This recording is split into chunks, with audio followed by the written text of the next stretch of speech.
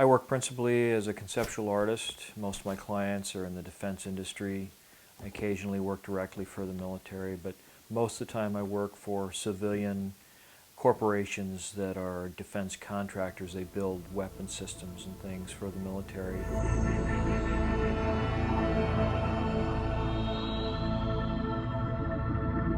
I worked for all the major defense contractors. I worked for General Dynamics, Lockheed, Northrop, McDonnell Douglas, Boeing, Rockwell International, Honeywell, Allied Signal Corporation. And it was a very enjoyable, very lucrative business. And just before I went into college, in '67, when I was at Westover Air Force Base, had this Gilbert Science Company 80 power reflector telescope and everything. And one night before I was going to go to bed, took the dog out, to go to the bathroom and stuff. And it was in March or February of '67. And I saw this light moving across the sky, and then it just kind of stopped, and there wasn't any noise. So I took the dog back in the house, I brought out my telescope, and I watched this thing through the telescope for about 10 minutes. And then in fact, it was hovering directly over the facility where they kept the nuclear weapons, the storage facility near the alert hangars at Westover Air Force Base. And it started to move off, and it moved off slowly and kind of wandered around the sky, and then all of a sudden just poof, was gone, like it had been fired out of a gun. It was just out of sight in just a second or two. It all started coming together when I was working at Intravision, and John Ippolito talked about this interview that he'd done with a person who had, for some reason, had wound up walking up to or near a hangar at a section of a military, an Air Force base, and had seen a flying saucer in the hangar, and then he was arrested and hauled off and blindfolded and debriefed and all this sort of thing. This fellow, Mark Stambaugh, apparently, according to Roger Turner, had developed an experiment that created a kind of levitation. In some circles it's been called electrogravitic levitation or anti-gravity. And what he did was he apparently acquired a high voltage power source, DC, direct current power source, and he took a couple of 1/4-inch thick copper plates about 1 foot in diameter with a lead coming out of the middle of each one at the top and the bottom, and he basically embedded them in a type of plastic resin like polycarbonate or plexiglass or some other kind of clear resin, where you could see the plates and you could see the material. Apparently did everything he could to get all the little air bubbles and stuff out of there so there wouldn't be any pathways for the electricity to break down the material and arc through there. And the experiment was to see how much voltage you could put on this capacitor. This is a plate capacitor in this arrangement. How much voltage can you put on this thing before the insulating material begins to just break down? Well, according to Roger, he got up to about 1,000,000 volts and the thing would begin to float. But it floated in accordance with principles that have been described in a patent that was filed back in the late 50s, early 60s by a gentleman called Thomas Townsend Brown. He and another individual by the name of a Dr. Beefield, he had been a student of this Dr. Beefield, and this effect became known as the Beefield-Brown effect. Well, he apparently duplicated the experiments done by Beefield and Brown, but the one aspect that they found about this arrangement was that the levitation would always occur, or movement would occur, in the direction of the positively charged plate. So if you had two plates, one's negative, one's positive because it's a direct current system. And if you have the positive plate on top, it would move in that direction. If you had it on a pendulum, it would always swing in the direction of whatever direction the positive plate was facing.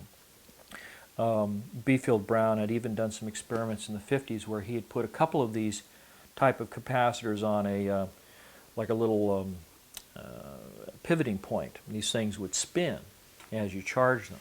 I got a call from a kid that I had known at Art Center, a fellow by the name of Brad Sorensen. And he apparently had seen the magazine, recognized my name, and contacted the art director, who gave him my phone number, and he called me up. And it turned out that he had gone to work for a design firm in the Glendale, Pasadena area of California. Ultimately wound up acquiring most of the clientele for this particular agency. In the process, had developed a sort of a business practice where he would create products, conceptual designs, and products for different clients. And the way he structured his business, he would set it up so that if he came up with some new and novel design, something that was patentable, the client would pay to have the patent secured, and then he would agree, if the patent was in his name, he would agree to license it exclusively to them and no one else, and then they would pay him royalties. So he got his clients to pay for all his patents, and then he had all these royalties coming in, and he was a millionaire before 30. And this is Brad Sorensen coming back to me, 8 years after school, and we're talking again. He's telling me all these interesting stories. And so there was an air show that was coming up out at Norton Air Force Base, which used to be an active Air Force base right on the eastern fringe of San Bernardino in Southern California. It's about 50 to 70 miles outside of Los Angeles, due east of Los Angeles, right along, or just north of Interstate 10.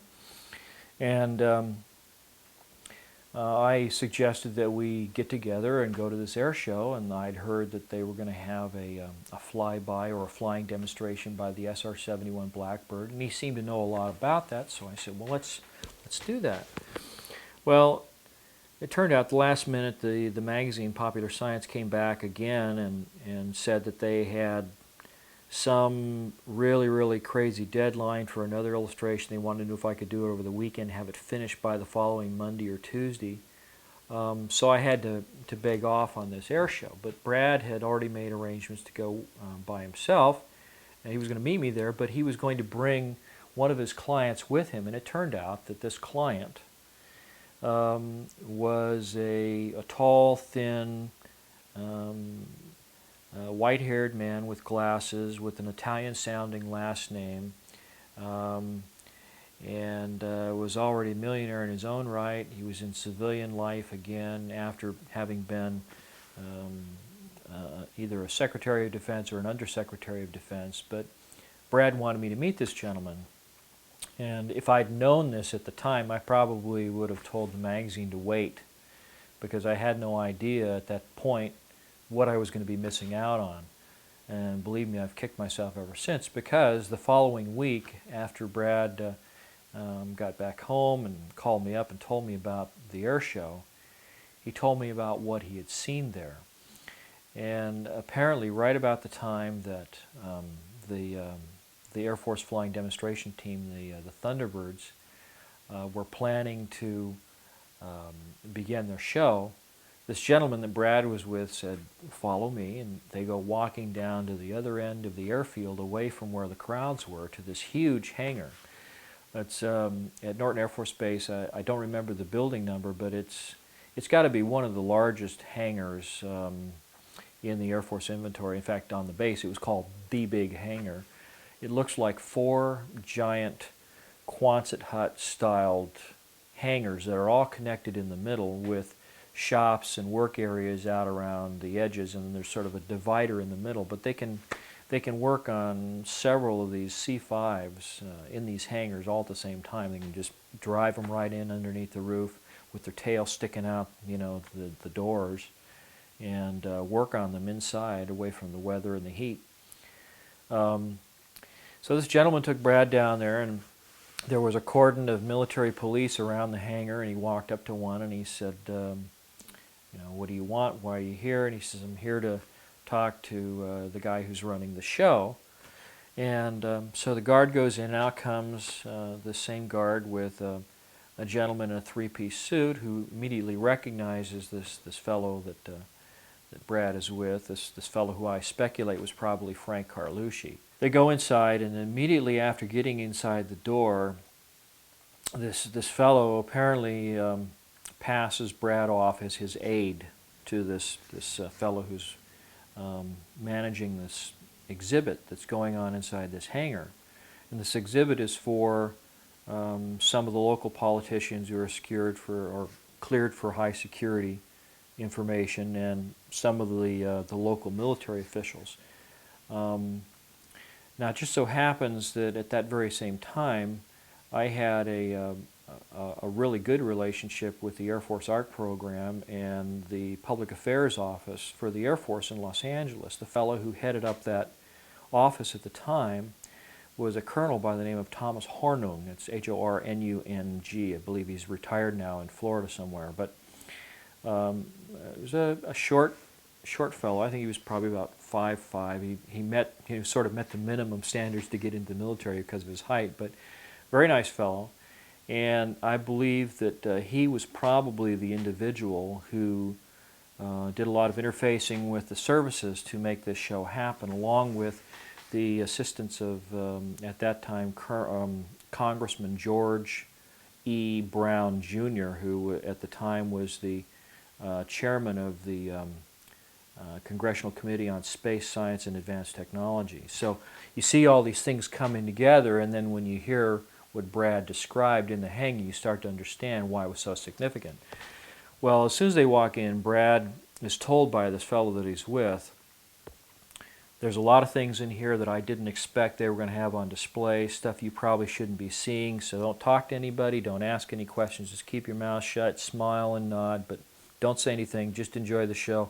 We're going to get out of here as soon as we can. So in the process, the host or the person running the show was very engaging to or with the gentleman that Brad was with, and so they bring them in and they're showing them everything. And in the process of this exhibit, they had a number of, I guess you'd call them high-tech, advanced technology hovercraft that employed different types of little trapdoors that would open and thrust would come out and blow them around, and you could fly, several feet off the ground with these things.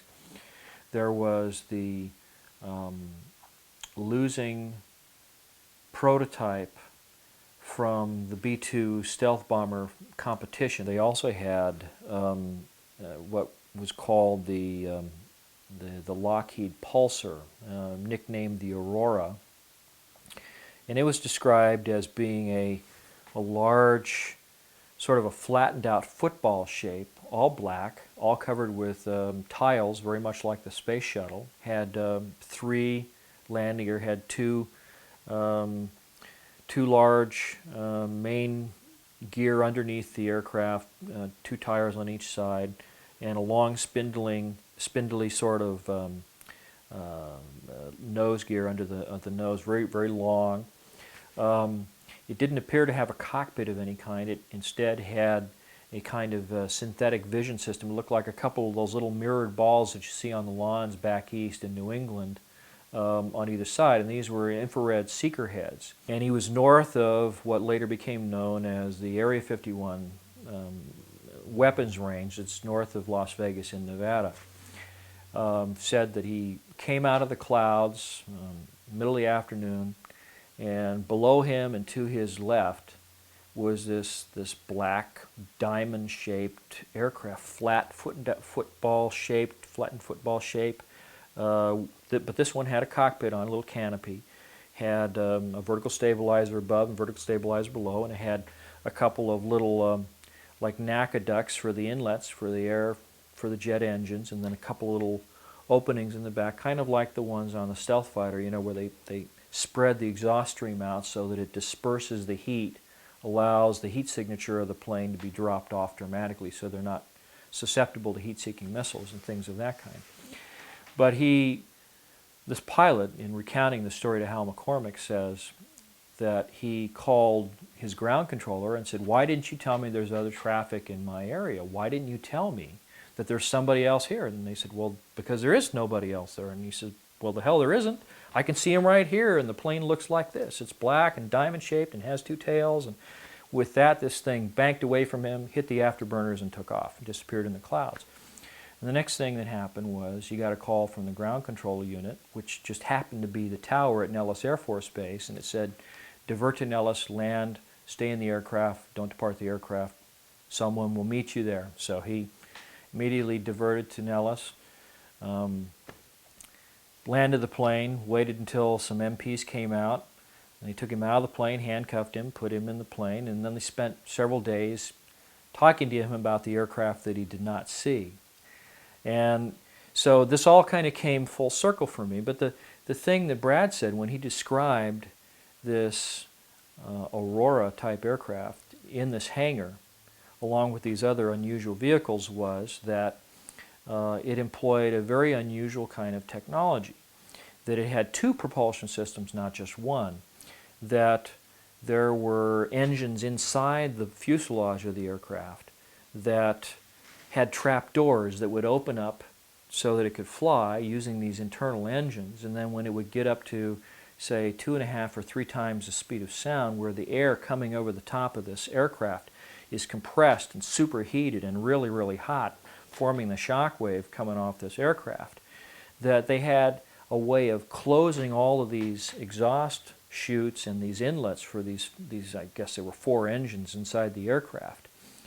And there was an external type of pulse detonation engine that would operate, and there was a kind of shallow ridge that ran laterally across the belly and the backbone of the aircraft at the widest part. There were no wings and no tails on this aircraft that Brad had seen in the hangar.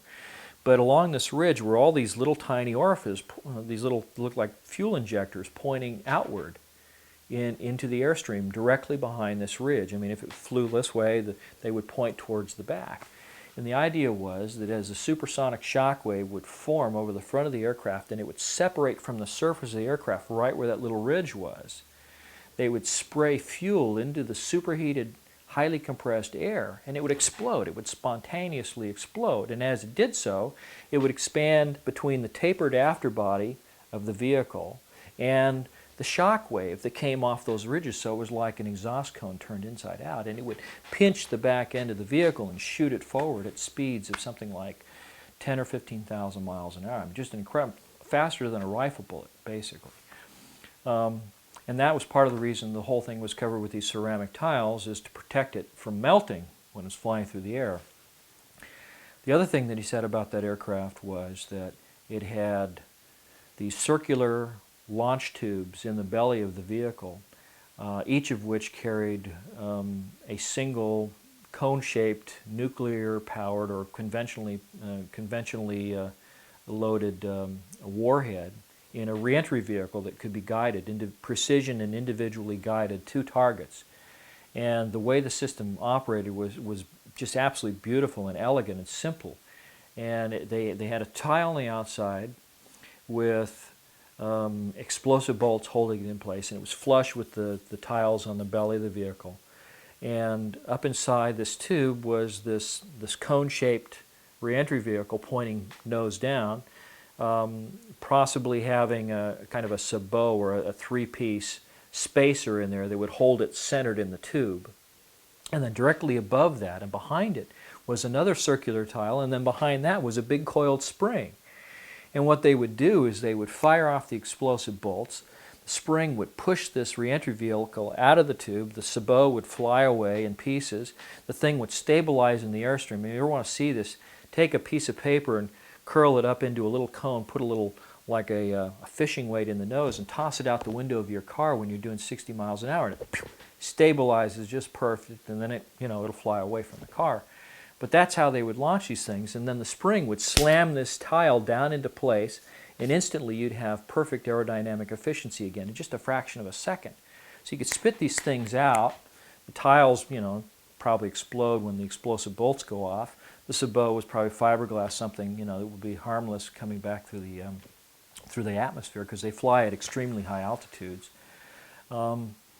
But these things had the ability to be just about anywhere in the world in 30 minutes after launch, with the capability of 121 nuclear, probably 10, 15 megaton weapons, a tactical type nuclear reentry vehicle.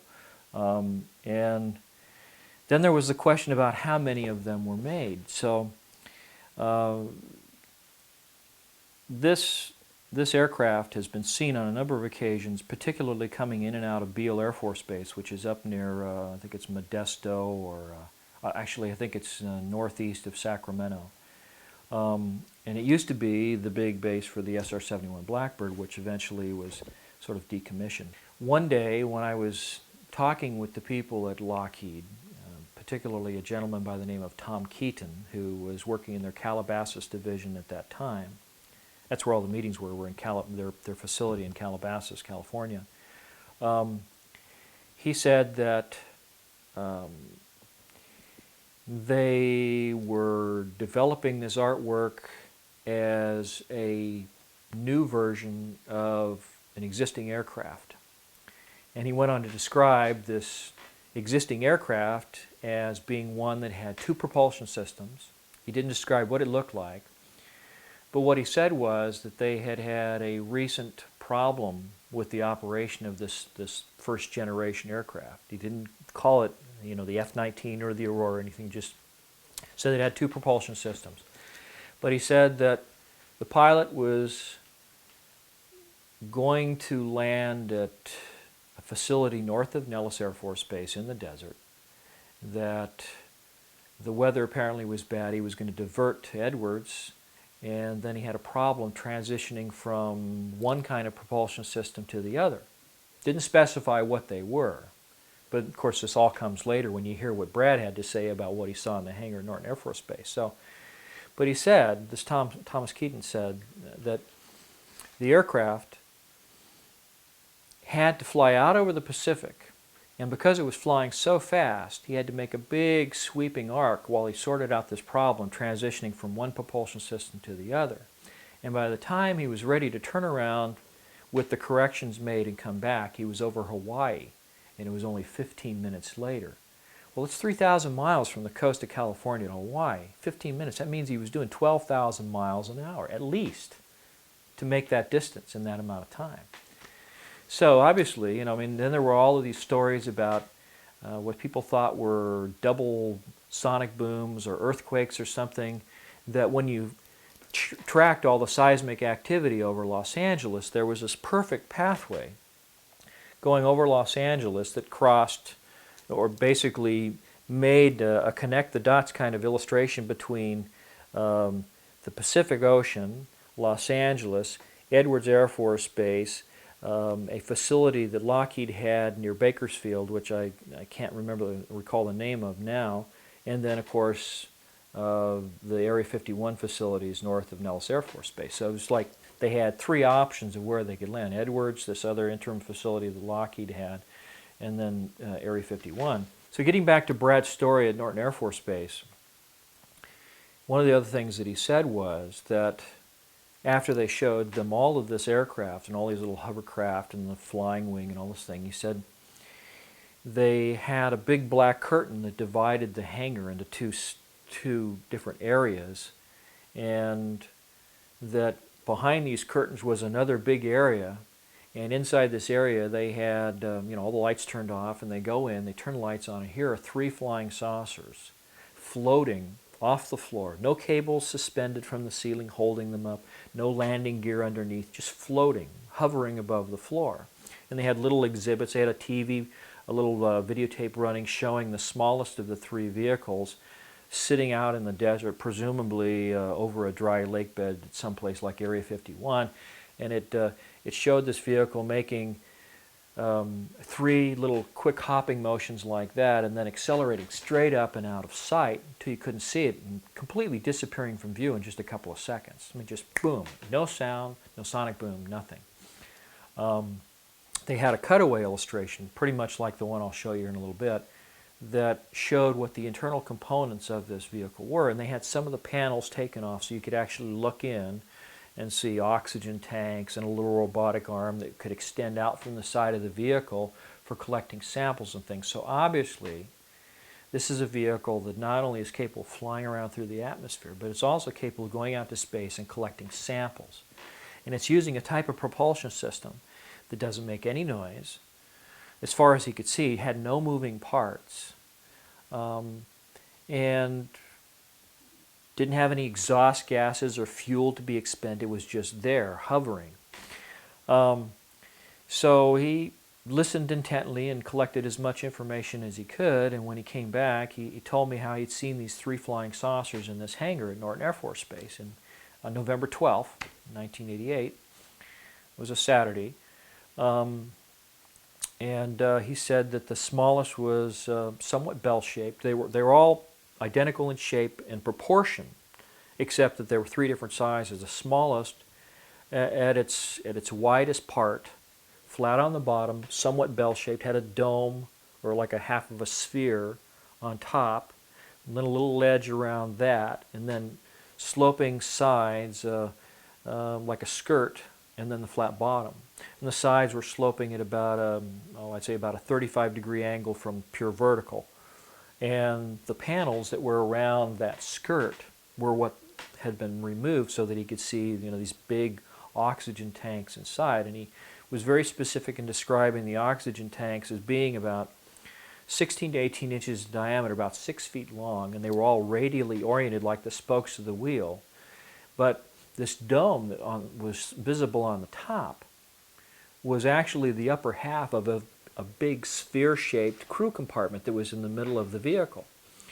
And around the middle of this vehicle, this ledge that was perceived when you could just see the outside of this vehicle, was actually a large plastic casting that had this big set of copper coils in it. He said it was about 18 inches wide at the top, about 8 to 9 inches thick, had I don't know, maybe 15 to 20 stacked layers of copper coils inside of it. And then the bottom of the vehicle was about maybe 11 or 12 inches thick. And in both cases, the coil and this large disc at the bottom were like a big plastic casting, sort of a greenish blue clear plastic, or even maybe it might have been glass. And embedded in the plastic were the coils in the section that was above, the ring that was above, around the spherical shaped crew compartment. But then down below were these copper plates, and they were divided up into 40, well, later I determined, using my conceptual artist skills, determined there were exactly 48 sections, like thin slices of pizza pie, and each section within this casting, one big piece casting, 24 feet in diameter, probably weighed 4 or 5 tons, easy. Judging by the thickness and the diameter, it must have been monstrous in weight. Full of half-inch thick copper plates. Each of the 48 sections had 8 copper plates. The plates were half an inch thick, and then the spacing in between them was like 125% the thickness of the plates. It was about 3/4 of an inch. So the half-inch thick plates, 3/4 of an inch of this dielectric material in between, this insulating material. So here we are, back to the plate capacitors again, and the prospect of someone finding a way to use the B-field-Brown effect, this levitation effect where you charge a capacitor and it lifts towards the positive plates. Now when you got 8 plates stacked up in there, they alternate. It goes negative, positive, negative, positive, negative, 4 times. So you ultimately wind up with the positive plates always being above a set of negative plates, as you go up. The interesting thing about it was the outer edge of this disc that supported the capacitor. It was milled off at the same 35-degree angle as the rest of the vehicle, as was the edge of this ring that supported the coils. On the inside of the crew compartment was a big column that ran down through the middle, and there were 4 ejection seats mounted back to back on the upper half of this column, and then right in the middle of the column was a large, like a flywheel of some kind. Well, the synthetic vision system that's on the AR, what they called the Alien Reproduction Vehicle, it was also nicknamed the Flux Liner. This anti-gravity propulsion system, this flying saucer, one of 3 that were in this hangar at Norton Air Force Base. This synthetic vision system uses the same kind of technology as the gun slaving system that they have in the Apache helicopter, except in this case you have 2 cameras, and it picks any pair of the cameras in that pattern of 6 that are around the circumference, including the one on the top. Whichever pair most closely matches the orientation of the pilot's head. So if he wants to look behind him, he can pick a view in that direction. The cameras slew in pairs, and he has a little screen in front of his helmet, and it gives him an alternating view. He has like a little set of glasses that he wears, and in fact, you can actually buy a 3D viewing system for your video camera now that does this same thing. And what it does is it uses a beam splitter, which sends part of light one way and then part of it at a right angle and offsets it by about 6 inches. And then it has an electronic shutter in there that uses these like a liquid crystal type material that darkens and becomes transparent at intervals of about 1/60th of a second or 1/30th of a second. And so the cameras, as they're looking around, are giving him a right-left view. And the goggles, the things that he's wearing, he has 2 little projection screens inside his helmet. And they both project, well, 2 cameras, but 1 projection screen. And the glasses have that special blocking device that allows one eye to see and then the other eye to see. And at the same time, the cameras are projecting right view, left view, right view, left view. But they're doing it at like 30 frames a second. And so when he looks around, he has a perfect 3D view of the outside, but no windows. So why do they have no windows? Well, it's probably because the voltages that we're talking about used in this system, similar to the experiments that were done by Mark Stambo, are probably something between, say, 500,000 and 1,000,000 volts of electricity. Brad said a couple things about this system. Now, I should also describe, he said there were 3 vehicles. The first one, the smallest one, the one was partially taken apart, the one that was shown in the video that was running in this hangar, November 12, 1988 at Norton Air Force Base, was about 24 feet in diameter at its widest part, right at the base of that flange. The next biggest one was 60 feet in diameter at the base. And based on the calculations that I did, it's a shame that we don't have the material that I sent to Leslie Kane, because I had one of Brad's original quick little drawings that he did for me to show me what it was he saw. And then based on all the dimensions and everything that he gave me, I went home and plotted it all out, figured out all the sizes, the angles, and everything. And when I was done, I came up with this particular illustration right here. This shows the cutaway.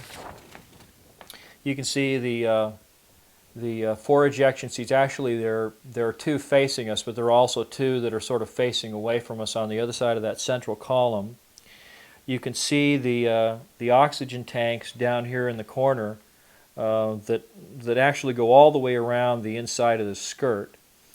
There's also another set of oxygen tanks that are inside the crew compartment sphere. And then, let's see here, right in this area here is the large flywheel type mechanism that's right at the center of this device. And then around the circumference here, you can see this ring. Okay, yeah, I'm sorry about that. You can see the ring that's basically the coils. Now, I started looking at the design of this thing, and it occurred to me that what I was looking at there was a huge Tesla coil, which is kind of like an open-air transformer. You take a large diameter coil with a few heavy, large diameter windings of copper coil. It's like a big, like a donut-shaped coil, or a toroidal coil is what it's called, a toroid, like a donut. And you, say, have maybe 100 windings in this coil, and then in the middle of that coil you have a column with several hundred windings, maybe a much finer wire. But what happens is when you throw electricity on this large diameter coil, it creates a field, and the field is itself shaped like a big invisible donut. And the field lines in this toroidal or donut-shaped field that's around the electrified coils, the field lines are all in planes that are radially oriented, just like the capacitors. And so what happens is you have a transformer. You put a certain amount of electricity on the few windings in the large diameter coil, and what they do is they induce, through inductance is the electrical term, they induce a much higher voltage of electricity on these many, many windings that are on that central column. It's like a transformer. You get step up or step down, which means you can go from, say, a low voltage with a very high amperage or amount of electricity flowing through the wires, and you can change that to a very high voltage with low amperage or a low amount of actual voltage, but the potential, the punch behind it, the voltage, is much, much higher.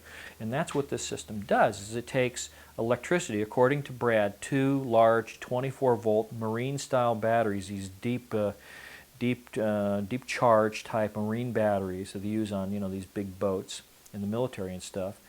You basically use that to somehow put an alternating current through these windings.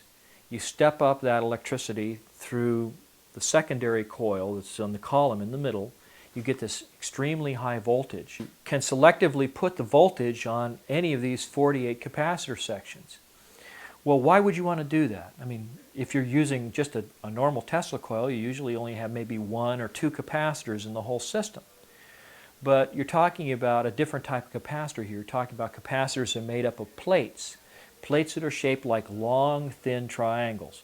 And they're all radially oriented, just like the spokes of the wheel, just like the oxygen tanks, just like the field lines from that large diameter coil.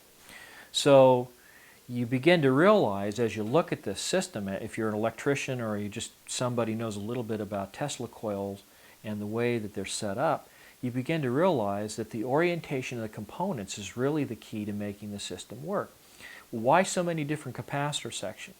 Well, okay, if you just have one big disc like Mark Stambaugh did with his experiment at the University of Tucson, which, by the way, was confiscated by men claiming to be from the government that were claiming privilege under the National Security Act. They took all this stuff, interviewed all of the people that saw the experiments, told everybody to keep their mouth shut and not talk about it.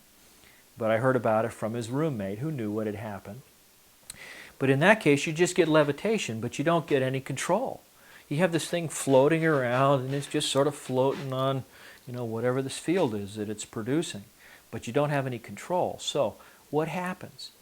You break that disc up into 48 individual sections, and then you can decide how much electricity you want to put on this side or over there on that side.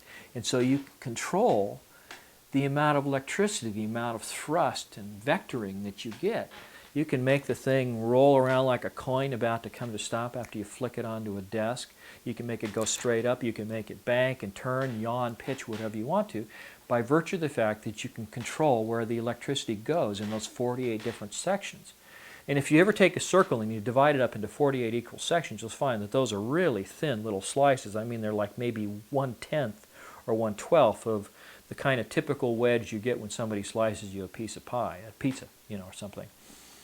But anyway, so you have this capacitor, or these 48 individual capacitors, and you have one big Tesla coil. So you've got to have some kind of a rotating spark gap, just like the distributor in your car, that sends the electricity out to each of those sections, and then you have to have some way of controlling how much electricity goes to each one. So, but the system explains itself in a way, because you've got 4 sets, 4 pairs of plates, you know, 4 sets of 1 positive, 1 negative, times 48 sections. So what do? You have your spark gap set up so that if you want to have only a little bit of electricity on this one particular capacitor module, you only charge 2 of the plates in the stack. You want a little bit more on the one next to it, you charge 4. You want a lot, you charge 6. And if you want the maximum thrust from that one particular module, you charge all 8. So that's how they can control it subtly. They can get it to do whatever they want to. Now, Brad, when he described the control system, said that on the one side, there was this big high voltage, what they call a potentiometer. It's like a rheostat, like a big controller. It allows you to put progressively more electricity through the system as you push the lever. Now, on the other side of the control system, there was a sort of a metallic bar that came up like a stork's neck, and at the top of it, or right at the very tip of it, was a sort of metallic-looking ball. Well, attached to that ball was a kind of a bowl that seemed to just hang off the bottom of that ball, just almost like it was magnetically attached to it. And he said that the system, when you watched it as you were standing next to it, he said the whole thing would just sit there and it would kind of rock and list, almost like a large ship at anchor in the ocean, at a harbor, floating on the water, literally on a sea of energy. As I think it was,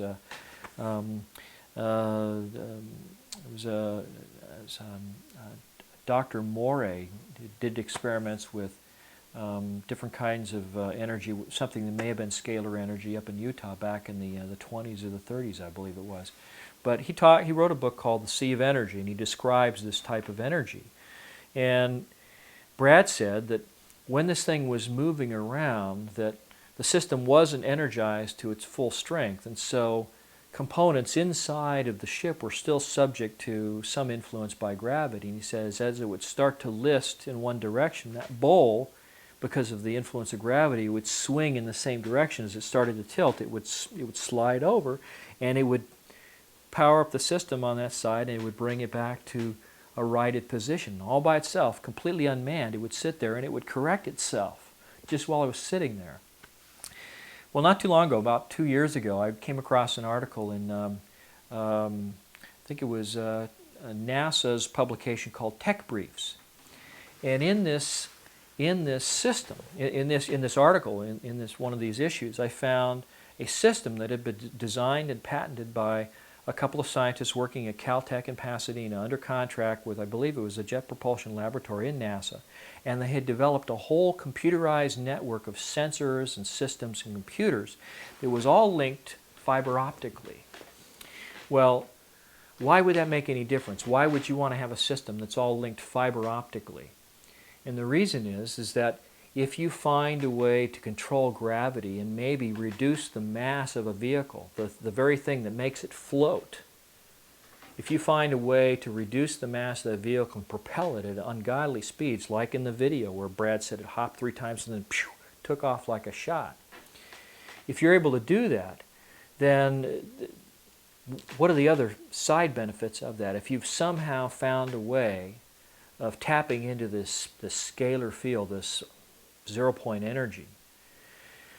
If what the scientists believe is true, that the zero-point energy is actually what keeps the electrons around the atomic structure of everything in our universe, so it keeps them energized, it keeps those little electrons spinning in their different clouds around the nucleus of every atom in our world, keeps them going, keeps them from crashing into the nucleus like a satellite orbiting the Earth that gets pulled into the atmosphere by gravitational drag. Well, if you have a way of interfering with that interaction, that absorption of zero-point energy by those electrons, then they begin to slow down. And every atom in the universe is just like a little gyroscope. It's got all these electrons spinning around the nucleus, and they have kind of a gyroscopic effect, which is the effect we call inertia and mass. You have one nucleus with a proton and neutron and one electron, hydrogen, spinning around like that. No, not very much mass, not too much inertia. But you take uranium-235 with 235 electrons all spinning around in their different clouds. There's a lot of mass there, a lot of inertia. It's because it's like a bigger gyroscope in a way. That's the analogy that I've kind of picked up here. But if you have a way of interfering with that absorption of zero-point energy so those electrons become de-energized, they begin to slow down, the effect of that inertia, that gyroscopic effect, begins to drop off, and the mass drops off too. Even though the atomic structure is intact, even though it's still there, it's still uranium, but it's not as heavy. One of the things that Einstein said was that you could never accelerate anything up to and past the speed of light, because if you did so, you would have to have all the energy in the universe, because as you accelerate through space, mass increases. And one of the old films showing this concept shows a train going faster and faster towards the speed of light, but the train keeps getting bigger and bigger and longer until the engine just can't pull it, so it can't ever pass the speed of light. But what if you have a system, a device, that absorbs that zero-point energy and prevents it from interacting with the atomic structure of your vehicle, and at the same time is providing additional power to the capacitor section, this whole electrical system that's going on in the vehicle that's running. what happens is that as you go faster, as you accelerate, all of that added energy, which would keep those electrons spinning faster and faster and increasing the mass like Einstein described, that same energy would be converted into thrust. But it's not allowed, it's not being channeled in a way that allows it to interact with the atomic structure of the vehicle and make it get heavier and more massive, have more inertia. So the faster you go, literally, the faster you are able to go, because you're tapping all that energy which would otherwise increase your mass, just like Einstein said. So in effect, the faster you go, the easier it becomes to go up to and exceed the speed of light. Now, Brad said that in this exhibit at Norton Air Force Base that a 3-star general said that these vehicles were capable of doing light speed or better.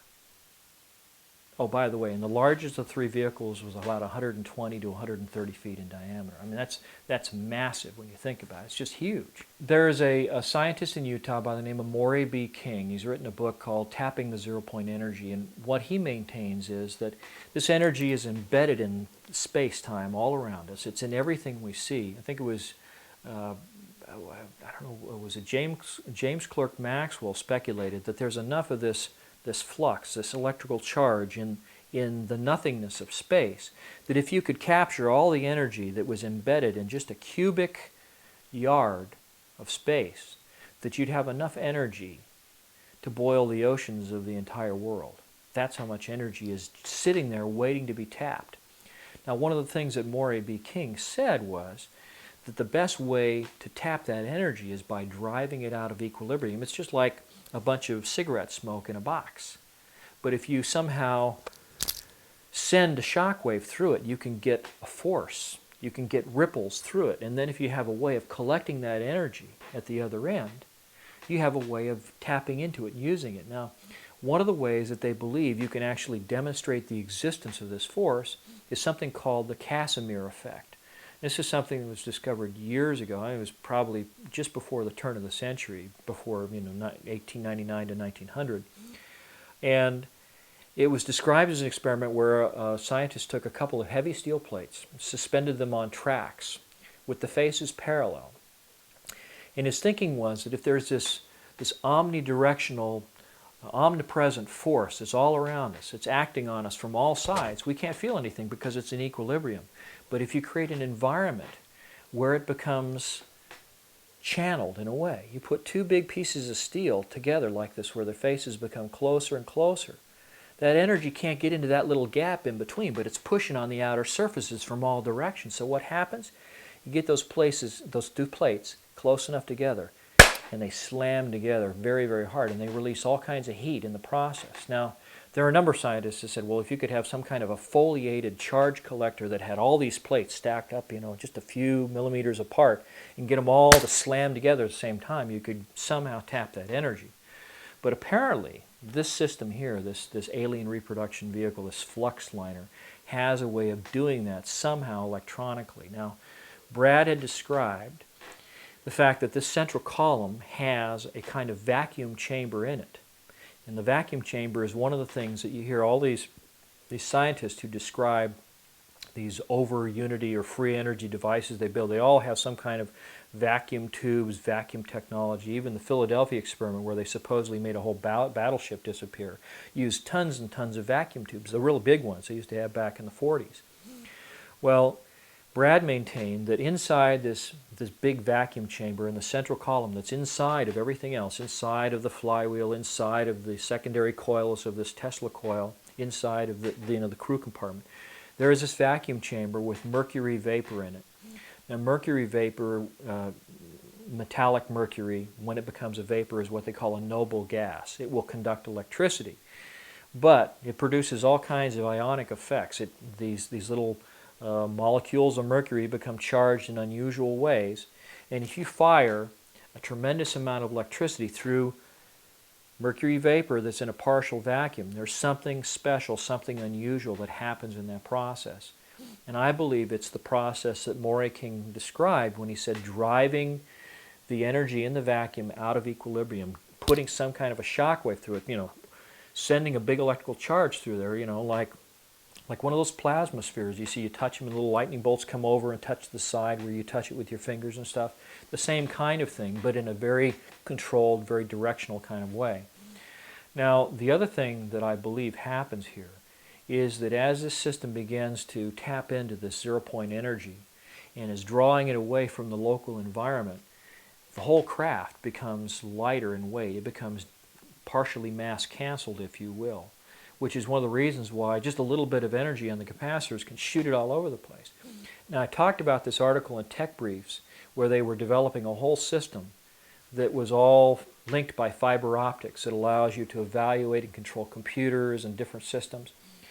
Well, one of the things that I believe that happens is when you take a system like this and you fire it up and everything in the system starts to become mass canceled, the next thing that happens is that the electrons that are flowing through the system also become mass canceled. And what does that mean? It means that as that system and all the electrons flowing through that big Tesla coil become mass canceled, it also becomes the perfect superconductor, which means the efficiency of the system goes right through the ceiling. So you get dramatic efficiency, just like the whole thing was dunked into liquid nitrogen or made out of pure silver or pure gold, which at certain temperatures are perfect conductors. You have all these fields being induced, and one of the things that happens is that because these fields around that main coil they have the field lines that are radially oriented, just like the capacitors in the bottom of the craft. I believe that what happens is you wind up on a very microscopic scale, you wind up with the same thing that you have in that little toy I described earlier, the Newton's cradle, where the little ball bearings go back and forth, except in this case, you've got all this electrical potential, all these electrons that are sitting in the capacitor sections.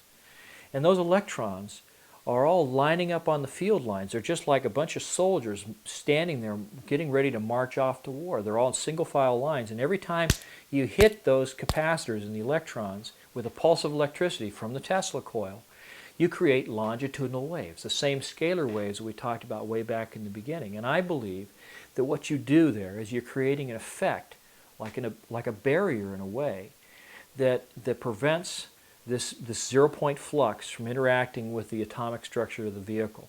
And so it becomes lighter and it can be accelerated at incredible speed. In 1992, I described this thing to people that I met, and I went to an air show at Edwards Air Force Base. It was right after the Persian Gulf War. I met some friends of mine. One of my clients at Rockwell had some exhibits there, and they had a mutual friend, a fellow by the name of Kent Sellen, S-E-L-L-E-N, who worked for the AIL Corporation. And as it turned out, Kent Sellen and I had a mutual friend. It turned out that he and I both knew a fellow by the name of Bill Scott, or William Scott, who was a local editor for a trade publication called Aviation Week and Space Technology. Now, Bill Scott used to be a test pilot at Edwards Air Force Base back in the early 1970s. And Kent Sellen had been a crew chief working on the plane that Bill Scott flew. Now, here we were talking about the Persian Gulf War, and in the wake of that particular war, I met a young lady that worked at the restaurant where I ate every day, and she was complaining because her husband, who was a Marine, had gone over to the Persian Gulf, and he was over there for 6 months or a year or something. But he'd write home and he'd tell all these stories about how there were UFOs flying all over the Persian Gulf at night, over the Gulf. They'd see these things zipping around the sky. So I was talking to Kent Sellen about this fellow and describing these things that he had seen when he was a Marine on one of these ships in the Persian Gulf. And he nodded his head and smiled a big wry grin, and he winked and he kind of said, "Yeah, I know what you're talking about." And I said, "Well, how do you know what I'm talking? How do you know what I'm talking about?" And he says, "Well, because I've seen one." And I said, and at that point, I keyed in on something that John Eppolito of Intervision had told me about something in a hangar, something that someone had seen in a hangar. And then I remembered something that a young lady who claims to be a UFO abductee, she said she'd met a young lady who was in the Air Force, worked at Edwards Air Force Base. Her husband was a security guy that worked at North Base, which is a facility where they keep all these classified aircraft. And during the Christmas break one year, she said that they were all bored and lonely. He was the only guy out there, so he invited her out to North Base in the middle of the night, and he took her around and he showed her all these classified aircraft in these hangars, and one of them was a flying saucer.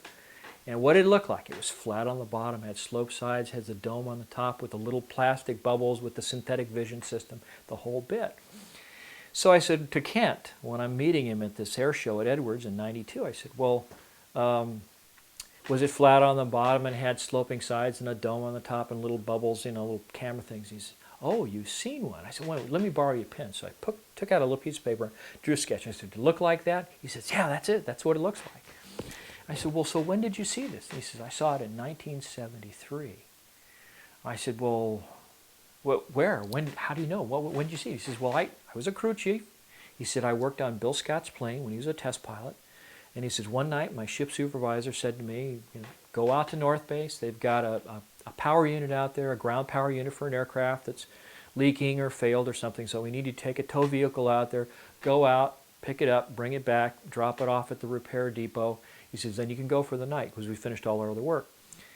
Well, instead of going around the big perimeter road that goes up to the main entrance of North Base, what this young man did, what Kent Sella did in 1973, one of the same years I was in the Air Force, he drove straight across the dry lake bed at Edwards to the North Base facility, assuming that the security was so tight out there that they would see him coming, with their thermal imaging systems or whatever they had back then. And that the security people would pick him up and say, okay, it's over there, get it and leave. Well, instead, what happened is he comes up off the dry lake bed, rolls right up on the tarmac, and is going down these rows of hangars. They're all Quonset-style hangars back then. And he stops in front of the first one with the doors cracked, expecting to find this defective ground power unit. And what does he see? He sees this flying saucer sitting in the hangar, hovering off the ground, which brings me back to John Appolito's story about a guy who saw a UFO in a hangar, sometime prior to 1982 when I met him. So, I guess I met him in 1980 actually, but so it starts coming full circle.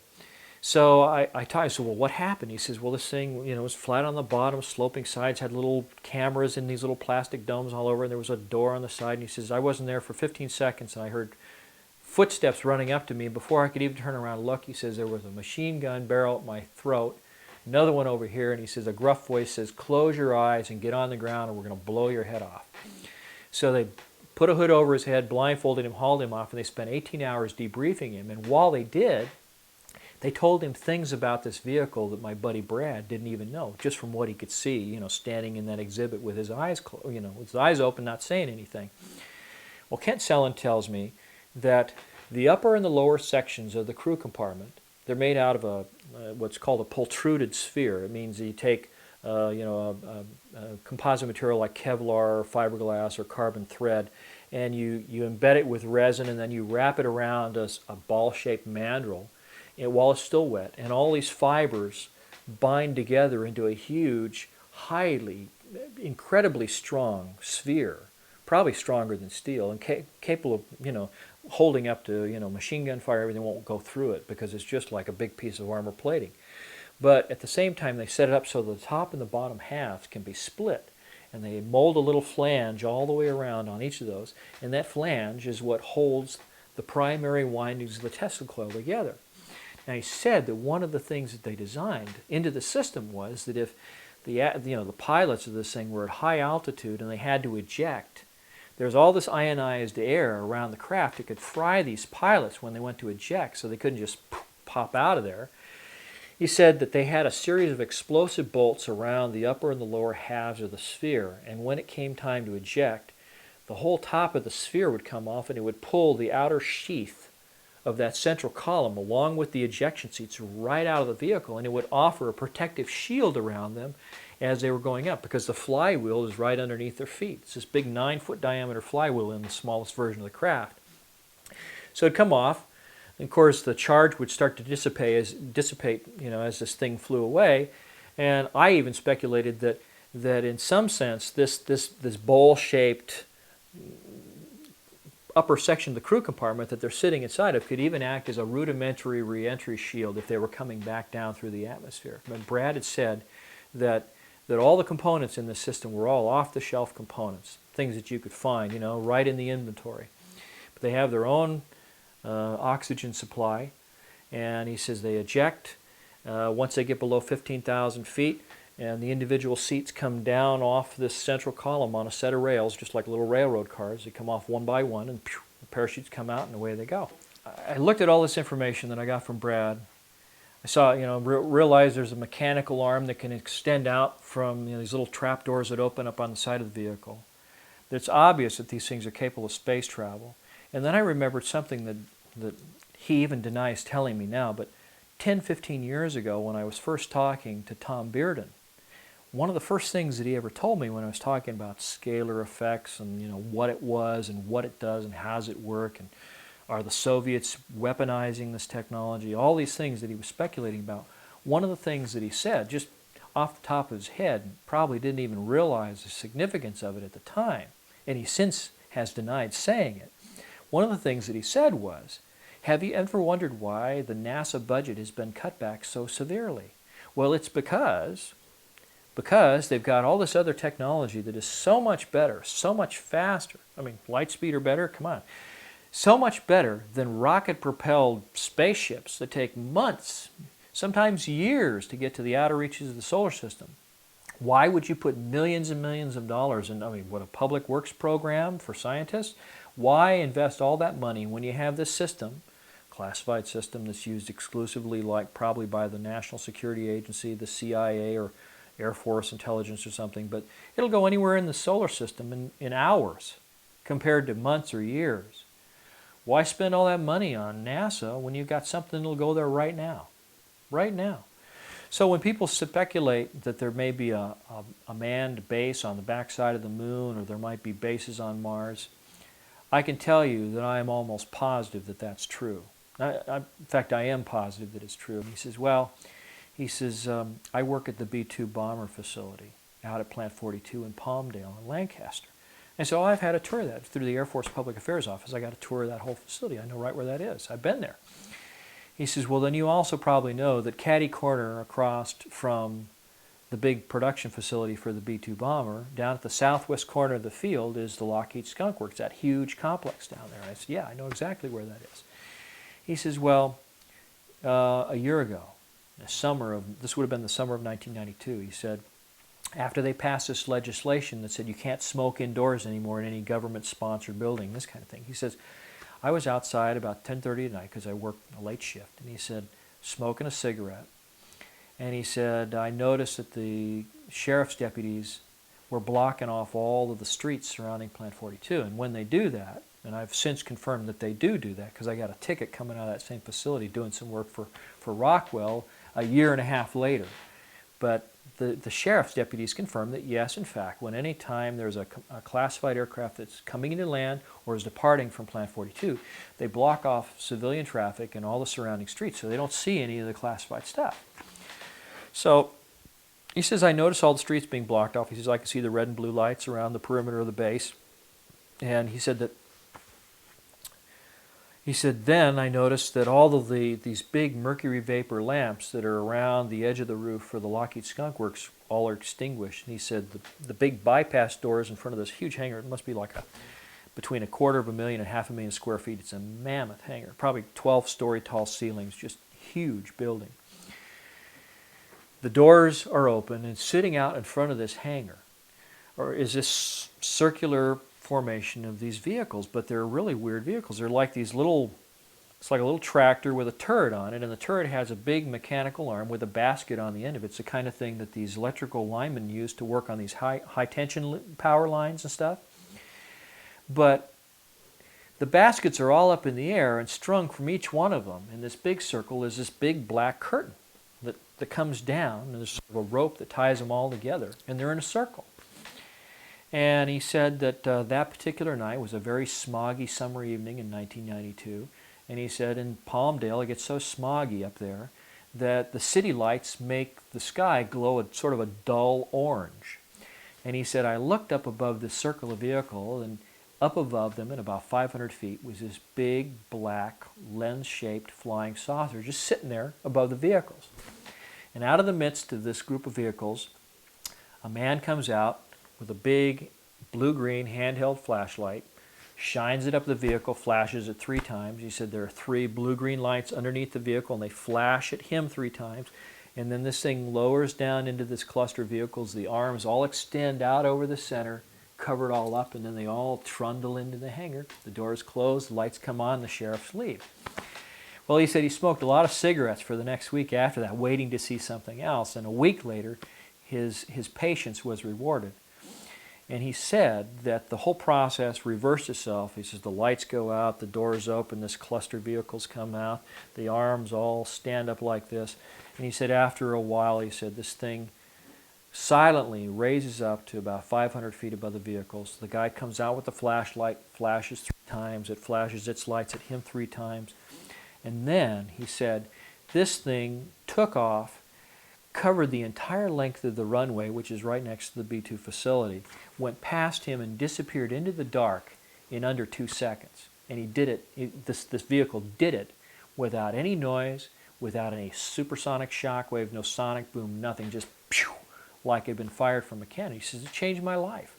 He said, it changed my whole perspective, because he says, then I says, I know they got anti-gravity. He says they got massless propulsion. He says they've got technology that they might have even gotten recovered from some kind of a spacecraft that came from God knows where, some other star system. But he says the fact is they've got it. We go to the patent office and we start looking for patents. And we find patents by Nikola Tesla that all go all the way back to the 1890s that look just like this technology. These energy transmitters, these Tesla coil type things that he was designing, which also had coils, just like the one in the alien reproduction vehicle, where the outer bank of the coils are sloping at an angle, almost like a section cut out of a cone, or a frustum is what they call it. Then we find a diagram, and this is one of the things that I sent to Leslie Kane that I wish we had here now, but there was a patent, and the patent was filed by a James King Jr., and this patent looks just like this system, except that instead of having a dome for a crew compartment, it has a cylinder in the center of that thing, that same shape, the flat bottom, the sloping sides, has the coils around the circumference, has the capacitor plates that are all radially oriented. Filed in, initially in 1960, the patent was secured in 1967, the same year that this photo was taken near Provo, Utah. And the clincher is, the guy who filed the patent worked with Townsend Brown. Townsend Brown had worked at a laboratory near Princeton, New Jersey with a scientist by the name of Agnew Bonson. In the Bonson laboratories, they did all these experiments that they presented this, what they were calling electrogravitic propulsion, to the Navy. And the Navy basically poo-pooed it, at least according to the stories. They didn't seem interested, and yet, on film, there is a film available now. You can get it from Atlantis Rising magazine and a couple other places. There is some video that was converted from the 16mm film that was shot by Agnew Bonson's daughter. Originally it was called Daddy's Laboratory, and it shows all these experiments that Bonson and Thomas Townsend Brown did, along with their assistant James King, who filed the patent, that show little discs, levitating and shooting off sparks and stuff. And so it all kind of comes full circle. You see that not only have they got the technology, they've got the technology in deployment. Not only does it fly, but it looks just like the patents that were filed back in the 60s. The same year that photos were taken near Area 51, between Area 51 and Provo, Utah, by a military pilot. And it shows all the same features, shows all the same shapes. And so the bottom line for me is that regardless of whether you understand all the fine points of the technology exists. There are people that have seen it. I've seen these things myself. So to me, it's just really a matter of time before they bring this technology out of the black and begin to let us use it for other things like pollution-free production of energy. Big one. Big environmental saver. You could probably take a couple little things that look like those flying saucers and put them around a crankshaft and use them to drive an engine. Pollution-free, no use of fuel. Probably have to shield it against all the ionization, but you could probably find a way to do it. I'm sure you could find a way to make an electrogravitically driven motor, electric motor. The only other thing I can say is that when I was talking about the fiber optic control system, that's also one of the things that goes back to the original Roswell account, that there were all these little fibers with light going through them, and they couldn't explain what this stuff was. Well, of course we're talking about right, fiber optics. right. Okay, well, why would you need a fiber optic system in a spaceship? Well, okay, if suddenly everything in the vehicle suddenly becomes mass canceled, and even the electrons become mass canceled, it means that all of the telemetry that's going through your system is going to go out of haywire. It's going to be like suddenly the system goes through a phase change and everything's superconducting. So you have to have some way of maintaining the same level of control for your spark gaps, the control of the amount of electricity that goes out to the different capacitors, so that when you change the control stick, you still get the same amount of movement and deflection in the system, even when you go into a state of mass cancellation or partial mass cancellation, because the electrons are also mass canceled, and so they become superconducting circuits. Well, why use fiber optics? Because photons have no mass, supposedly, so they're unaffected. So it means that any information, any telemetry that you send back and forth to your computer, it doesn't matter if the computer functions at a superconducting level, because it just makes it faster, more efficient, smarter. But you want to be able to control the aircraft so it doesn't crash. What's the best way to do it with fiber optics? He specifically said this was a waste of taxpayers' money to have covert operations that have developed advanced technologies in this energy or propulsion area, and then NASA is also getting tax dollars to do the same thing all over again. The parallel development, he felt, was a waste of taxpayers' money. I've seen other senators say the same thing. In fact, that particular senator requested information from the president about such covert operations.